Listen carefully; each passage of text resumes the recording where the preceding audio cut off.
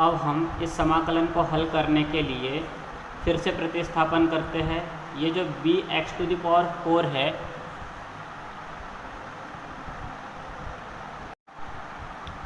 अब हम इस समाकलन को हल करने के लिए फिर से प्रतिस्थापन करेंगे। ये जो bx⁴ को हम ay के इक्वल मानते हैं, यहाँ लिख देते हैं पुनः माना bx⁴ = ay। हमने bx⁴ को ay के इक्वल मान लिया। यहाँ से x⁴ का मान a/b × y होगा। यहाँ से हम x का मान प्राप्त कर लेते हैं। x का मान a/b की घात 1/4 गुणा y की घात 1/4 होगा। अब हम इस समीकरण का अवकलन कर देते हैं। यहाँ लिखेंगे अवकलन करने पर देखो हमें क्या प्राप्त होगा। x का अवकलन dx होगा, ये a/b ⁴ ये तो अचर राशि है, ये जैसे कि वैसे लिखी जाएगी। y की घात 1/4 का अवकलन 1/4 y की घात -3/4 और y का फिर से dy होगा। इस स्टेप को हम इस प्रकार से भी लिख सकते हैं dx = 1/। अच्छा, यहाँ पर देखो इसको इस टाइप से लिखते हैं a⁴ अपॉन में ये 4 लिख दिए, इंटू में b⁴ लिख देते हैं, इंटू y⁻³ dy लिख दिए। अब हम इन सभी मानों को यहाँ रख देंगे इस समाकलन में। लेकिन इन मानों को रखने के लिए, मतलब इन मानों को रखने से पहले हम x की लिमिट को y की लिमिट में चेंज कर देंगे, क्योंकि जब हम इन मानों को इस समाकलन में रखेंगे तो ये पूरा समाकलन y में कन्वर्ट हो जाएगा, और जब y में कन्वर्ट हो जाएगा समाकलन तो उसे हल करने के लिए हमें y की ही लिमिट की ज़रूरत पड़ेगी। तो इसलिए हम यहाँ x की लिमिट को y की लिमिट में भी चेंज कर देते हैं। देखो कैसे चेंज करेंगे। जब x टेंड्स टू 0, तब यहाँ से जब यहाँ हम x का मान 0 रखेंगे तब यहाँ से हमें y का मान भी 0 प्राप्त होगा, मतलब y टेंड्स टू 0 होगा। जब x टेंड्स टू इनफाइनाइट, जब यहाँ पर हम x के जगह इनफाइनाइट लिखेंगे तो हमें y का मान ∞/a मतलब इनफाइनाइट ही प्राप्त होगा, y टेंड्स टू इनफाइनाइट। अब इन सभी मानों को और इस लिमिट को हम इस समाकलन में रख देते हैं, जिससे हमें I का परिवर्तित रूप प्राप्त होगा। इंटीग्रेशन 0 to ∞ dx के जगह dx का ये मान रखेंगे। देखो dx का मान क्या है 1/4। अच्छा, यहाँ a है, a⁴ 1/4 upon 4 b⁴ 1/4 y⁻³ dy। ये मान सिर्फ dx का मान है। ये जो हमने मान यहाँ रखा है, ये मान सिर्फ dx का मान है। और अपॉन में हमें ये भी लिखना है √a+b। ये √a+b लिख दिए हमने। और देखो अब क्या करेंगे हम, x⁴ है। अच्छा देखो यहाँ क्या करना है, ये bx⁴ को हमने ay माना है, तो यहाँ हम bx⁴ के जगह ay रखेंगे, तो यहाँ पर ay आएगा, a × y। अब इस स्टेप को हम आगे बढ़ाते हैं। अचर राशियों को समाकलन से बाहर लिख देते हैं। a की घात 1/4 अपॉन 4 b⁴ 1/4। फिर साथ में इस a को भी हम कॉमन लेते हैं, लेकिन यह a रूट के रूप में कॉमन आएगा। रूट का मतलब होता है घात 1/2। तो जब इस a को हम रूट से बाहर कॉमन लेंगे तो वह a की घात 1/2 के रूप में बाहर आएगा। फिर इस समाकलन में जो बचेगा उसको लिख देंगे। यहाँ देखो ये वाला पद बचेगा समाकलन में y की घात -3/4 dy, और हर में रूट ऑफ 1 प्लस वाई बचेगा। ये जो a है इसको हमने बाहर ले लिए, a रूट में था उसको बाहर लिया तो बाहर उसको a की घात 1/2 लिखा, a की घात 1/2 मतलब रूट ऑफ a, हमने रूट ऑफ a बाहर ले लिया समाकलन के, फिर यहाँ 1 बचा और यहाँ a y की जगह y बचेगा। अब इस समाकलन को आगे हल करते हैं। ये हमने 1/4 लिख दिए और यहाँ a की घात 1/2 में से a की घात 1/4 हम कम कर देते हैं, मतलब a की घात 1/2 से a की घात 1/4 को कैंसिल करें तो हर में हमें a की घात 1/4 मिलेगा और b की भी घात 1/4 ही है। साथ में ये इंटीग्रेशन 0 to इन्फाइनाइट लिख दिए हमने। y की घात -3/4 को हम 1/4 - 1 लिख देते हैं, साथ में dy लिख दिए। और ये रूट ऑफ 1 प्लस वाई को हम 1 प्लस वाई की घात 1/2 लिख सकते हैं। इस घात 1/2 को हम 1/4 प्लस 1/4 लिख देते हैं। अब इस समाकलन की तुलना हम बीटा mn के इस मान से करते हैं। बीटा mn इक्वल्स टू होता है integration 0 to infinite y to the power m-1 upon 1 plus y to the power m plus n dy। ये बीटा mn का मान होता है।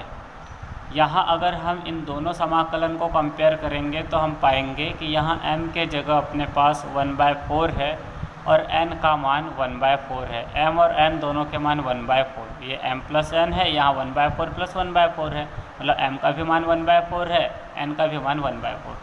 यह मान बीटा mn का मान है तो यह समाकलन बीटा 1/4 का मान होगा। तो हम इस समाकलन के जगह देखो हमने यहाँ पर a की घात 1/4 b की घात 1/4 को ab की घात 1/4 लिख दिया। इस समाकलन को इस सूत्र से लिख रहे हैं। इस समाकलन को बीटा mn लिखते हैं, यहाँ m के जगह 1/4 है, n के जगह 1/4 है, तो इस समाकलन को हम बीटा 1/4 लिख देंगे। अब स्टेप को आगे बढ़ाते हैं। तो देखो आप क्या लिखेंगे, i इक्वल्स टू 1/4 ab की घात 1/4। और हमें इस सूत्र को ध्यान में रखना होगा। बीटा और गामा फलन में संबंध जो होता है वह इस प्रकार से लिखा जाता है, beta mn equals to gamma n upon gamma m plus n। इस संबंध को हमने एक पिछली क्लास में प्रूफ भी किया है। देखो ये संबंध है। इस संबंध के अकॉर्डिंग बीटा mn को गामा फलन के रूप में इस प्रकार लिखा जाता है। बीटा mn का मान गामा फलन के रूप में gamma m into gamma n upon gamma m plus n होता है। इसी संबंध का प्रयोग करते हैं और हम बीटा फलन को गामा फलन के रूप में इस प्रकार से लिख देते हैं। यहाँ n के जगह 1/4 है, n के भी जगह 1/4 है। तो इसे जब हम गामा फलन के रूप में लिखेंगे तो इसका मान हमें प्राप्त होगा गामा 1/4, मतलब ये हुआ अपना गामा m। इंटू में हमें गामा n लिखना है, n के जगह 1/4 है तो हम गामा 1/4 लिखेंगे। फिर हर में गामा m प्लस n लिखना है, n की भी जगह 1/4 है यहाँ और n की भी जगह 1/4, तो हम गामा में 1/4 प्लस 1/4 लिखेंगे। इस प्रकार हमें i का मान प्राप्त होगा 1/4 ab की घात 1/4 इंटू गामा 1/4 का स्क्वायर अपॉन गामा 1/2। ये 1/4 प्लस 1/4 1/2 होगा। इसे हल करते हैं, i इक्वल्स टू 1/4 ab की घात 1/4 इंटू ये जो गामा 1/2 है इसको रूट पाई लिख दिए, क्योंकि गामा 1/2 का मान रूट पाई होता है। इसे भी हमने प्रूव किया है कि गामा 1/2 का मान रूट पाई होता है। आप चाहो तो पिछले क्लास के वीडियो में देख सकते हो इसका प्रूफ। तो हमने गामा 1/2 को रूट पाई लिख दिए और अब बचा लिखने का, ये लिखने का बाकी है, इसे लिख देते हैं 1/4 गामा 1/4 का स्क्वायर। और देखो हमें यही प्रूव करना था। यहाँ हम चाहे तो i के जगह i का मान रखते हैं। देखो i का मान क्या है, यह i का मान था जिसे हम i की जगह पे लिख देंगे। यहाँ लिखते हैं आई का मान इंटीग्रेशन 0 to π/4। इस आई की जगह आई का मान लिख रहे हैं, आई का ये मान d theta upon root of a cos to the power 4 theta plus sine theta to the power 4। यह आई का मान था और इसके इक्वल, आई के इस मान के इक्वल हमने ये प्रूफ कर दिखाया है। तो इसको लिख देते हैं इक्वल में, equals to 1/4 AB to the power 1/4 root of pi into gamma 1/4 का स्क्वायर। और यही हमें प्रूफ करना था। तो प्रूफ हो गया। देखो इस क्वेश्चन में हमें यह प्रूफ करना था और यह हम प्रूफ कर दिखाए। सो स्टूडेंट, आज की क्लास यहीं एंड करते हैं और अगले क्लास में देखते हैं। अब hello student, welcome in this class of mathematics. Student, आज की मैथमेटिक्स की क्लास में हम बीटा और गामा फलन की सहायता से इस प्रश्न को हल करने वाले हैं जो हमने यहाँ लिखा है। सो स्टूडेंट, स्टार्ट करते हैं। इस प्रश्न में हमें बीटा फलन गामा फलन की परिभाषा और बीटा गामा फलन के प्रॉपर्टी का यूज करके इस प्रश्न को हल करना है। हमें इसमें सिद्ध करके दिखाना है कि इस इंटीग्रेशन का मान इतना होता है। सो स्टूडेंट, स्टार्ट करते हैं। हम इस इंटीग्रेशन को लेके चलते हैं। यहाँ हम इस इंटीग्रेशन को आई के इक्वल मान लेते हैं। माना I equals to integration 0 to π/2 d theta upon root of a cos to the power 4 theta plus b sine theta to the power 4। इसे हल करने के लिए हम यहाँ पर इस समाकलन को इस प्रकार से हल करेंगे।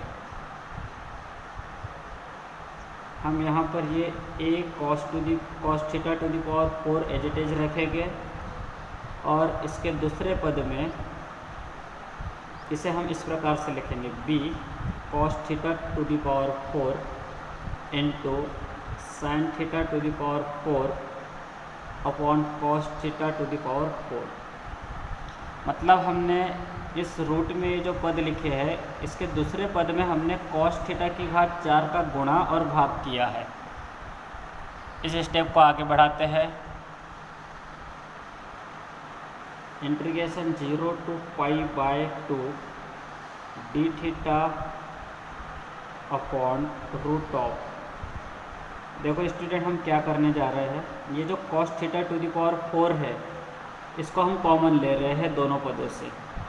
यहाँ से हमने cos थीटा की घात 4 कॉमन ले लिया, फिर यहाँ पहले पद में a बचेगा, दूसरे पद में ये b बचेगा और साथ में ये cos थीटा की घात 4 अपॉन cos थीटा की साइन थीटा की घात 4 अपॉन cos थीटा की घात 4, ये tan थीटा की घात 4 होगा। इसे लिख देंगे tan थीटा की घात 4। इस स्टेप को आगे बढ़ा रहे हैं। ये डी थीटा लिख दिए अपॉन ये cos थीटा की घात 4 का root of cos theta to the power 4 equals to होगा cos square theta. cos theta की घात 4 का रूट cos स्क्वायर थीटा लिख दिए। अब रूट में सिर्फ इतना बचेगा, इसे लिखते हैं a plus b tan theta to the power 4। cos theta की घात 4 का रूट cos स्क्वायर थीटा लिख दिए हमने। इसे फिर आगे बढ़ा रहे हैं। ये 1/cos स्क्वायर थीटा को हमने sec स्क्वायर थीटा लिख दिए, साथ में ये d थीटा लिखे और हर में ये a plus b tan theta to the power 4। अब इस स्टेप को आगे हल करने के लिए हम यहाँ tan theta equals to x मान लेते हैं। माना tan theta equals to x, जिससे हमें देखो क्या मिलेगा, अवकलन करने पर अगर हम tan थीटा को x के बराबर माने और इसका अवकलन करें तो हमें देखो क्या प्राप्त होगा। tan थीटा का अवकलन sec स्क्वायर थीटा होगा और थीटा का फिर से d थीटा, x का अवकलन dx। मतलब हमें यहाँ ये स्टेप प्राप्त होगी, sec square theta d theta equals to dx। tan theta का अवकलन इस टेन थीटा का अवकलन sec square theta into d theta हुआ, थीटा का फिर से डी थीटा, और x का अवकलन डी एक्स। अब हम लिमिट्स की बात करें तो जब थीटा की लिमिट 0 है तब x की लिमिट टेन 0 मतलब 0 होगा। तो जब थीटा का मान 0 है तो x का मान 0 होगा। तो उसको यहाँ लिखते हैं हम, यहाँ लिखेंगे जब थीटा टेंस टू 0 तब x टेंस टू 0, क्योंकि जब हम यहाँ पर थीटा के जगह 0 रखेंगे तो हमें x का मान टेन 0 मिलेगा, और टेन 0 का मान 0 होता है, मतलब x का मान यहाँ से 0 मिलेगा। अब हम अपर लिमिट देखते हैं। जब थीटा की अपर लिमिट π/2 है तब x का मान टेन π/2 होगा। थीटा का मान π/2 होने पर x का मान टेन π/2 होगा, और टेन π/2 इन्फिनिटी होता है, मतलब x का मान यहाँ इनफाइनाइट होगा। x इक्वल्स टू टेन π/2 और टेन π/2 का मान इनफाइनाइट। तो यहाँ x इक्वल टू π/2 पर x का मान थीटा इक्वल्स टू π/2 पर x का मान इनफाइनाइट होगा, मतलब यहाँ x की अपर लिमिट इनफाइनाइट होगी। तो इसे लिख देते हैं जब थीटा टेंस टू π/2 तब x टेंस टू इनफाइनाइट। अब हम इस लिमिट के साथ और इस मान के साथ I के इस मान को फिर से लिखेंगे, मतलब अब हम इस समाकलन में इन मानों को और इस लिमिट को जिसे हमने कन्वर्ट किया है इस लिमिट को रख देंगे। तो देखो क्या होगा, यहाँ हम आगे बढ़ा रहे हैं, टोटल पेज कवर नहीं कर पाएंगे, इसलिए हम पहले लिख देते हैं स्टेप, फिर समझाते हैं। I इक्वल्स टू, हम x की लिमिट लिख रहे हैं इंटीग्रेशन में, x की lower limit 0, upper limit infinite. फिर इंटीग्रेशन में जो फलन था उस फलन में अंश में sec square theta d theta था, और यहाँ हमारे पास sec square theta d theta का मान dx है, मतलब अंश में जो sec square theta d theta था उसके जगह अब dx आएगा। और हर में रूट में a plus b tan theta to the power 4 था, लेकिन हमने टेन थीटा को x माना है, तो यहाँ हम टेन थीटा की घात 4 को x की घात 4 लिखेंगे, क्योंकि टेन थीटा को हमने x माना है। इस प्रकार ये जो समाकलन है, ये समाकलन 0 to infinite sec square theta d theta की जगह dx लिखा और इस टेन थीटा की जगह x लिखा, तो ये समाकलन इस रूप में परिवर्तित हो गया। अब हम इस समाकलन को हल करने के लिए फिर से प्रतिस्थापन करेंगे। ये जो bx टू द पावर 4 को हम ay के इक्वल मानते हैं, यहाँ लिख देते हैं पुनः माना bx to the power 4 equals to ay। हमने bx टू द पावर 4 को ay के इक्वल मान लिया। यहाँ से x टू द पावर 4 का मान a/b इंटू y होगा। यहाँ से हम x का मान प्राप्त कर लेते हैं, x का मान a/b की घात 1/4 गुणा y की घात 1/4 होगा। अब हम इस समीकरण का अवकलन कर देते हैं, यहाँ लिखेंगे अवकलन करने पर देखो हमें क्या प्राप्त होगा, x का अवकलन dx होगा,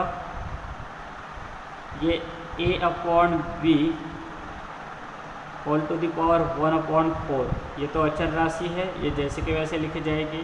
y की घात 1/4 का अवकलन 1/4 y की घात -3/4 और y का फिर से dy होगा। इस स्टेप को हम इस प्रकार से भी लिख सकते हैं, dx इक्वल्स टू 1/, अच्छा यहाँ पर देखो इसको इस टाइप से लिखते हैं a to the power 1/4, upon में ये 4 लिख दिए, इंटू में b टू द पावर 1/4 लिख देते हैं, into y to the power -3/4 dy लिख दिए। अब हम इन सभी मानों को यहाँ रख देंगे इस समाकलन में, लेकिन इन मानों को रखने के लिए, मतलब इन मानों को रखने से पहले हम x की लिमिट को y की लिमिट में चेंज कर देंगे, क्योंकि जब हम इन मानों को इस समाकलन में रखेंगे तो ये पूरा समाकलन y में कन्वर्ट हो जाएगा, और जब y में कन्वर्ट हो जाएगा समाकलन तो उसे हल करने के लिए हमें y की ही लिमिट की ज़रूरत पड़ेगी। तो इसलिए हम यहाँ x की लिमिट को y की लिमिट में भी चेंज कर देते हैं। देखो कैसे चेंज करेंगे, जब x टेंस टू 0 तब यहाँ से जब यहाँ हम x का मान 0 रखेंगे तब यहाँ से हमें y का मान भी 0 प्राप्त होगा, मतलब y टेंड्स टू 0 होगा। जब x टेंड्स टू इनफाइनाइट, जब यहाँ पर हम x के जगह इनफाइनाइट लिखेंगे तो हमें y का मान इनफाइनाइट अपॉन a मतलब इनफाइनाइट ही प्राप्त होगा, y टेंड्स टू इनफाइनाइट। अब इन सभी मानों को और इस लिमिट को हम इस समाकलन में रख देते हैं, जिससे हमें I का परिवर्तित रूप प्राप्त होगा। इंटीग्रेशन 0 टू इनफाइनाइट dx के जगह dx का ये मान रखेंगे। देखो dx का मान क्या है 1/4, अच्छा यहाँ a है, a to the power 1/4 upon 4 b to the power 1/4 y to the power -3/4 dy। ये मान सिर्फ dx का मान है, ये जो हमने मान यहाँ रखा है ये मान सिर्फ dx का मान है। और अपॉन में हमें ये भी लिखना है root of a plus b, ये root of a plus b लिख दिए हमने। और देखो अब क्या करेंगे हम, x टू दी पावर 4 है, अच्छा देखो यहाँ क्या करना है, ये b x to the power 4 को हमने a y माना है, तो यहाँ हम b x to the power 4 के जगह a y रखेंगे, तो यहाँ पर a y आएगा, a इंटू y। अब इस स्टेप को हम आगे बढ़ाते हैं। अचर राशियों को समाकलन से बाहर लिख देते हैं, a की घात 1/4 upon 4 b to the power 1/4। फिर साथ में इस a को भी हम कॉमन लेते हैं, लेकिन यह a रूट के रूप में कॉमन आएगा। रूट का मतलब होता है घात 1/2, तो जब इस a को हम रूट से बाहर कॉमन लेंगे तो वह a की घात 1/2 के रूप में बाहर आएगा। फिर इस समाकलन में जो बचेगा उसको लिख देंगे। यहाँ देखो ये वाला पद बचेगा समाकलन में y की घात -3/4 dy, और हर में रूट ऑफ 1 प्लस y बचेगा। ये जो a है इसको हमने बाहर ले लिए, a रूट में था उसको बाहर लिया तो बाहर उसको a की घात 1/2 लिखा, a की घात 1/2 मतलब रूट ऑफ a, हमने रूट ऑफ a बाहर ले लिया समाकलन के। फिर यहाँ 1 बचा और यहाँ a y की जगह y बचेगा। अब इस समाकलन को आगे हल करते हैं। ये हमने 1/4 लिख दिए, और यहाँ a की घात 1/2 में से a की घात 1/4 हम कम कर देते हैं, मतलब a की घात 1/2 से a की घात 1/4 को कैंसिल करें तो हर में हमें a की घात 1/4 मिलेगा, और b की भी घात 1/4 ही है। साथ में ये इंटीग्रेशन 0 टू इनफाइनाइट लिख दिए हमने। y की घात -3/4 को हम 1/4 -1 लिख देते हैं, साथ में dy लिख दिए। और ये रूट ऑफ 1 प्लस वाई को हम 1 प्लस वाई की घात 1/2 लिख सकते हैं। इस घात 1/2 को हम 1/4 प्लस 1/4 लिख देते हैं। अब इस समाकलन की तुलना हम बीटा mn के इस मान से करते हैं। बीटा mn इक्वल्स टू होता है integration 0 to infinite y to the power m-1 upon 1 plus y to the power m plus n dy। ये बीटा mn का मान होता है। यहाँ अगर हम इन दोनों समाकलन को कंपेयर करेंगे तो हम पाएंगे कि यहाँ m के जगह अपने पास 1/4 है और n का मान 1/4 है। m और n दोनों के मान 1/4, ये m प्लस n है, यहाँ 1/4 प्लस 1/4 है, मतलब m का भी मान 1/4 है, n का भी मान 1/4। यह मान बीटा mn का मान है, तो यह समाकलन बीटा 1/4 का मान होगा। तो हम इस समाकलन के जगह जब हमने यहाँ पर a की घात 1/4 b की घात 1/4 को ab की घात 1/4 लिख दिया। इस समाकलन को इस सूत्र से लिख रहे हैं। इस समाकलन को बीटा mn लिखते हैं, यहाँ m के जगह 1/4 है, n के जगह 1/4 है, तो इस समाकलन को हम बीटा 1/4 लिख देंगे। अब स्टेप को आगे बढ़ाते हैं। तो देखो आप क्या लिखेंगे, I इक्वल्स टू 1/4 AB की घात 1/4। और हमें इस सूत्र को ध्यान में रखना होगा, बीटा और गामा फलन में संबंध जो होता है वह इस प्रकार से लिखा जाता है, beta mn equals to gamma n upon gamma m plus n। इस संबंध को हमने एक पिछली क्लास में प्रूफ भी किया है। देखो ये संबंध है। इस संबंध के अकॉर्डिंग बीटा mn को गामा फलन के रूप में इस प्रकार लिखा जाता है, बीटा mn का मान गामा फलन के रूप में gamma m into gamma n upon gamma m plus n होता है। इसी संबंध का प्रयोग करते हैं और हम बीटा फलन को गामा फलन के रूप में इस प्रकार से लिख देते हैं। यहाँ n के जगह 1/4 है, n के भी जगह 1/4 है। तो इसे जब हम गामा फलन के रूप में लिखेंगे तो इसका मान हमें प्राप्त होगा गामा 1/4। मतलब यह हुआ अपना गामा m। इंटू में हमें गामा n लिखना है, n के जगह 1/4 है तो हम गामा 1/4 लिखेंगे। फिर हर में गामा m प्लस n लिखना है, m की भी जगह 1/4 है यहाँ और n की भी जगह 1/4, तो हम गामा में 1/4 प्लस 1/4 लिखेंगे। इस प्रकार हमें i का मान प्राप्त होगा 1/4 AB की घात 1/4 इंटू गामा 1/4 का स्क्वायर अपॉन गामा 1/2। ये 1/4 प्लस 1/4 1/2 होगा।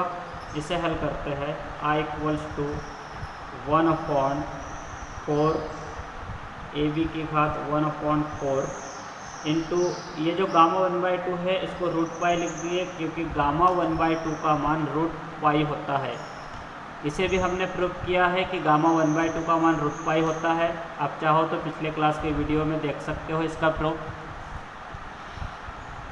तो हमने गामा 1/2 को रूट पाई लिख दिए और अब बचा लिखने का, ये लिखने का बाकी है। इसे लिख देते हैं 1/4 गामा 1/4 का स्क्वायर। और देखो हमें यही प्रूव करना था।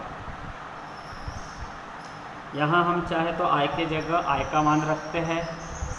देखो i का मान क्या है, यह i का मान था जिसे हम i की जगह पे लिख देंगे। यहाँ लिखते हैं i का मान इंटीग्रेशन 0 to π/4। इस i की जगह i का मान लिख रहे हैं, i का ये मान d theta upon root of a cos to the power 4 theta plus sine theta to the power 4। यह i का मान था और इसके इक्वल, i के इस मान के इक्वल हमने ये प्रूफ कर दिखाया है। तो इसको लिख देते हैं इक्वल में, equals to 1/4 AB to the power 1/4 root of pi into gamma 1/4 का स्क्वायर। और यही हमें प्रूफ करना था। तो प्रूफ हो गया। देखो इस क्वेश्चन में हमें यह प्रूफ करना था और यह हम प्रूफ कर दिखाए। सो स्टूडेंट, आज की क्लास यहीं एंड करते हैं और अगले क्लास में देखते हैं अब